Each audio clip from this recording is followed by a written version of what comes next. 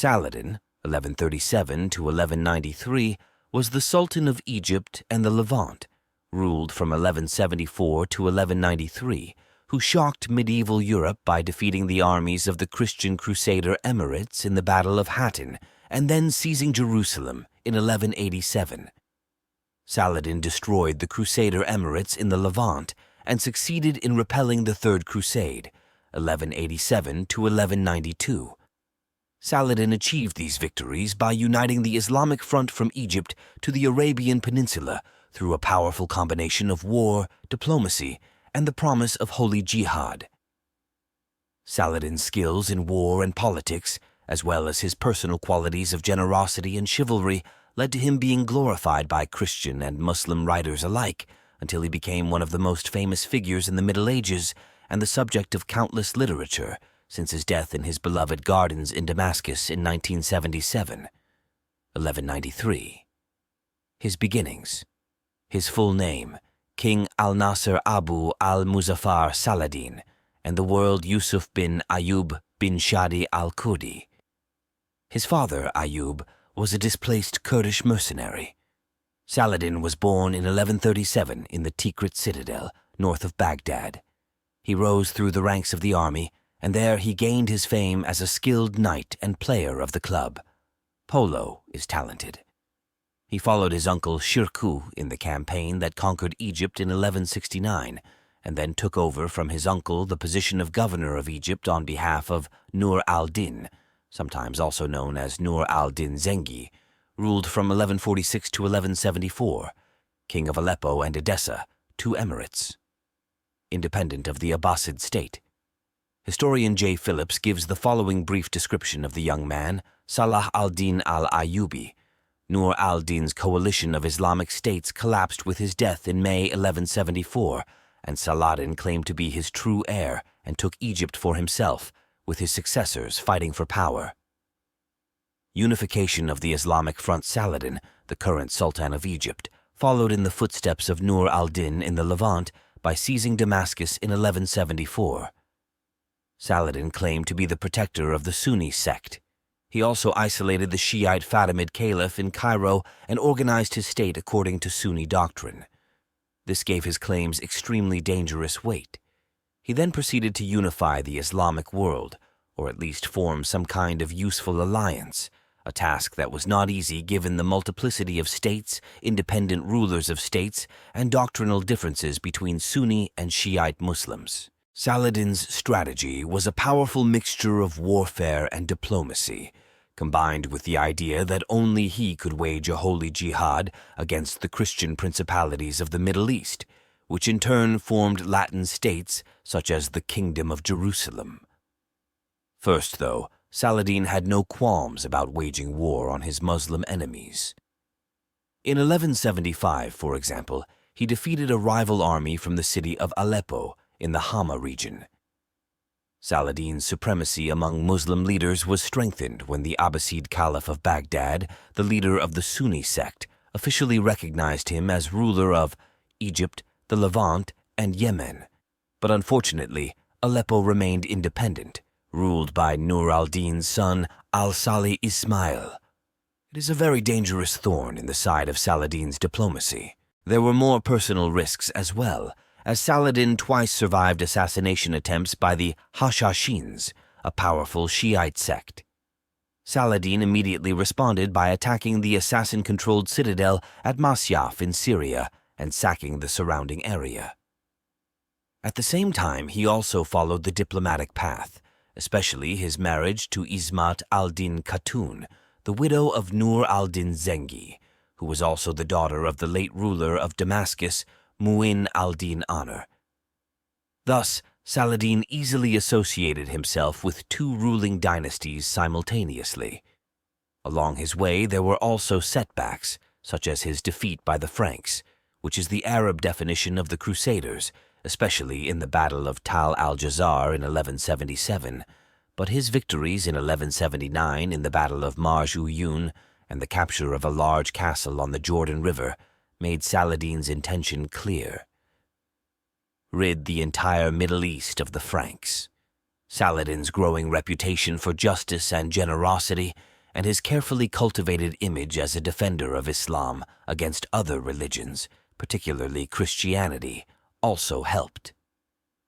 Saladin's position was strengthened in May 1183 when he captured the city of Aleppo by skillfully mustering an Egyptian naval fleet that greatly benefited him. By 1185, Saladin took control of the city of Mosul and signed a treaty with the Byzantine Empire against their common enemy, the Seljuks. He could now move towards the Crusader emirates safely after securing his borders. The time had come for Saladin to strike, with the Franks preoccupied with struggles over the throne and the question of who would rule the Kingdom of Jerusalem. In April 1187, the Frankish castle in Karak was attacked, and a force led by Saladin's son, Al-Afdal, moved towards the city of Acre.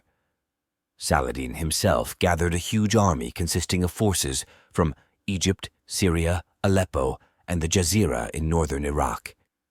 The Franks gathered their forces in response, and the two armies met at Hattin, where the Franks were on their way to the city of Tiberias to break Saladin's siege there. The Battles of Hattin and Jerusalem. The Battle of Hattin began on July 3, 1187, when Saladin's archers carried out a constant hit-and-run operation, which led to constant harassment of the encroaching Franks, and as one Muslim historian said, "The arrows sank into them, turning their lions into hedgehogs," quoted by Phillips 162. And the next day, a more important clash ensued, in which Saladin was able to deploy about 20,000 soldiers in Hattin. The Franks were under the command of Guy de Lusignan, or as the Arabs called him, Geoffrey, king of the Kingdom of Jerusalem, ruled from 1186 to 1192, and they could deploy about 15,000 infantry and 1,300 knights. The Franks outnumbered Saladin's army, but were severely short of water, while the Muslim army, abundantly supplied by camel caravans, set fire to dry grass and brush to further excite the enemy's thirst. The Frankish formation collapsed, the infantry was in disarray, and no longer provided the usual ring of protection for the shock cavalry. A cavalry force led by Raymond III broke through the Muslim lines, but there was no escape for the rest of the army, and Saladin achieved a resounding victory over the largest army the Franks had ever assembled. In a typically generous gesture, Saladin offered the captive Guy de Lusignan an iced drink. Some nobles were released for ransom, as was the case in medieval wars, including Guy de Lusignan.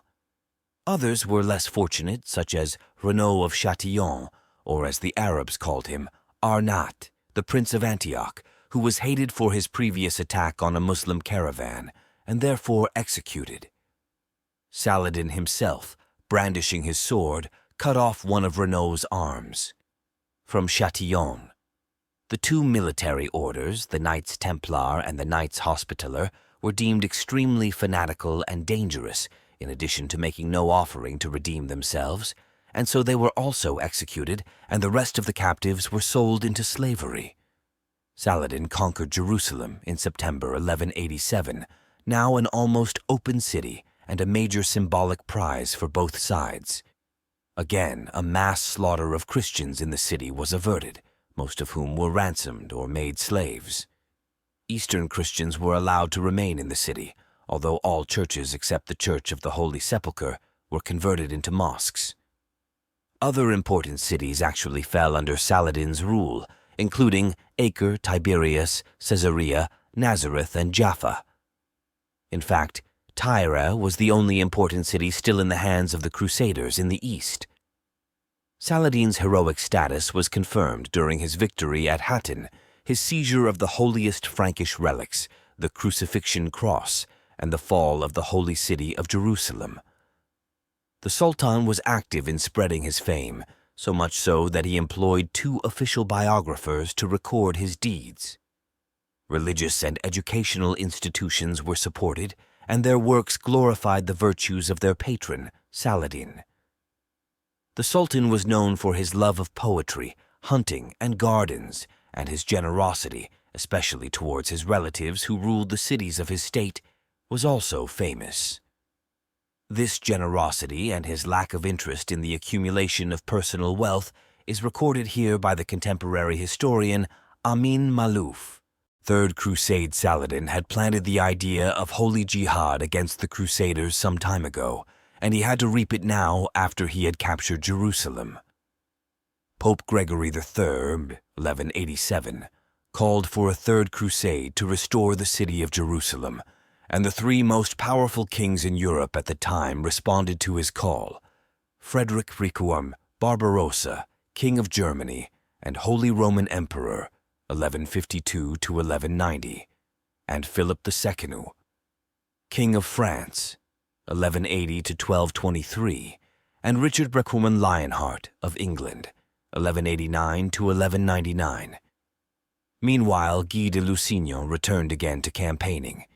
He left Tyre with about 7,000 infantry, 400 knights, and a small fleet from Pisa to begin the siege of Acre, which was under Muslim control in August 1189. This moment was the beginning of a long and arduous siege, and with Saladin's land army besieging the Frankish positions, nothing tipped the scales in the balance of the Crusaders except the arrival of the armies of Philip and Richard at the end of the matter. In the end, the Crusaders took control of the city on July 12, 1191, with 70 ships, the largest part of the city, the largest navy of Saladin al-Ayyubi. After the city of Acre, the Crusader army marched south towards Jerusalem, where Saladin's army harassed them as they moved along the coast. Then a large-scale battle broke out in the plain of Arsuf on September 7, 1191, and the Crusaders won on that day. But the losses of the Muslims were not large, as Saladin had no choice but to withdraw to the forest adjacent to the plain. Although Acre and Arsuf did not cause any serious harm to Saladin's army, the two defeats came in quick succession, then the loss of the city of Jaffa. Before Richard the Lionheart in August 1192, it cumulatively damaged Saladin's military reputation among his contemporaries. Criticism of Saladin's strategy. Saladin was repeatedly criticized by rival Muslim rulers for his strict ban. If he had chosen a direct attack on Tyre, he would have denied the Crusaders access to the beachhead. He was also criticized for not clashing with Guy de Lusignan's army before arriving at Acre, or with the Crusader army when it arrived to besiege the city. All of these criticisms might have been decisive if they had been implemented. However, these criticisms were overdue and ignored. The rules of warfare of that period were well established throughout the region. Armies of any type rarely engaged the enemy directly in open battle. Instead, control of strategically important castles and ports by siege was the usual practice. Defense was difficult. Of not being determined to take Tyre, the last Frankish stronghold, except that Saladin was probably wary of the arrival of Frederick Brey's huge army, which in fact never arrived, and preferred to maintain faith in his tried and tested method of wearing down the enemy. At its weakest point, not its strongest. He also knew that Western kings could not remain in the East indefinitely, and thus neglect their kingdoms in Europe. The time factor was always in favor of Muslims. As it turned out, Saladin's approach was successful, as by the time it reached its primary target, the city of Jerusalem, the Crusader army was so exhausted and Saladin's army still represented such a threat that it virtually defeated the entire crusade in autumn of 1192. Peace negotiations followed, but Richard the Lionheart gained very little for all the efforts put into the affair and was unable even to meet Saladin face to face. Meanwhile, Saladin was still in control of the city of Jerusalem. The powerful wave of the Third Crusade passed, and his state remained intact. Saladin was unable to take advantage of the Crusaders' departure because he died shortly after in Damascus on March 4, 1193. He was only 55 or 56 years old, and most likely died of great physical exhaustion sustained over decades of jihad. The fragile and often volatile Muslim alliance quickly disintegrated once their great leader died, and three of Saladin's sons took control: Egypt, Damascus, and Aleppo, respectively, while the sons of the Ayyubid house and the other princes quarreled over the rest. Saladin left a lasting legacy since his founding of the Ayyubid state, which ruled until 1250 from Egypt, and 1260 from Syria, and in both cases it was overthrown by the Mamluks. Saladin also left a legacy in Islamic and Christian literature. In fact, it is somewhat ironic that the Muslim leader became one of the greatest exemplars of chivalry in 13th century European literature. Much has been written about the Sultan during his lifetime and since, but the fact that there is appreciation for his diplomatic and leadership skills in both contemporary Islamic and Christian sources suggests that Saladin truly deserves his place as one of the great medieval leaders.